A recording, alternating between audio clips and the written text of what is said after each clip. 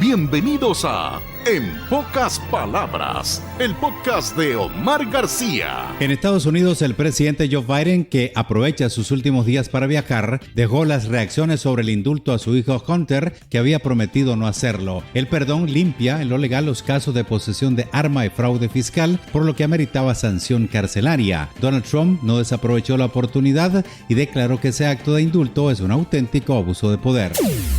En Irán, el gobierno anunció que mantendrá el despliegue de los que calificó como asesores militares en Siria, a pesar de la ofensiva lanzada la semana pasada por grupos yihadistas en la provincia de Alepo, tras la muerte de un alto cargo de la Guardia Revolucionaria iraní presente en la zona en apoyo que las autoridades sirias pidieron frente a la amenaza del terrorismo.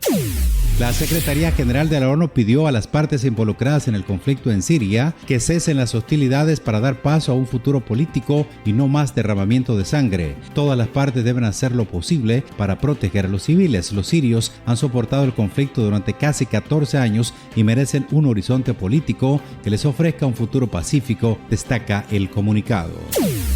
En Siria, la cifra de muertos aumentó a 514 personas, entre ellas 92 civiles, a causa de la ofensiva liderada por la Alianza Islamista Organismo de Liberación de Levante y facciones apoyadas por Turquía en el noroeste del país, donde controlan amplias zonas de las provincias de Idlib y de Alepo. Diversas fuentes dan parte de 268 miembros de la alianza opositora liderada por la exfilial de Al-Qaeda en Siria, el antiguo Frente al-Nusra y otros grupos armados. 156 soldados del ejército sirio habrían perecido.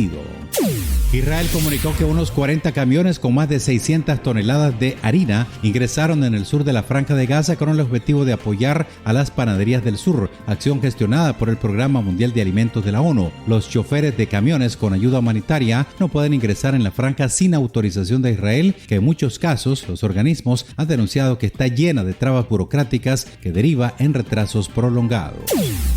En Rumania, aunque los socialdemócratas europeos obtuvieron el 22,4% de los votos, las elecciones legislativas estuvieron marcadas por un claro avance de la extrema derecha, ya que la suma de sus fuerzas obtuvo el 31% de los sufragios. Los resultados auguran difíciles negociaciones para formar un gobierno.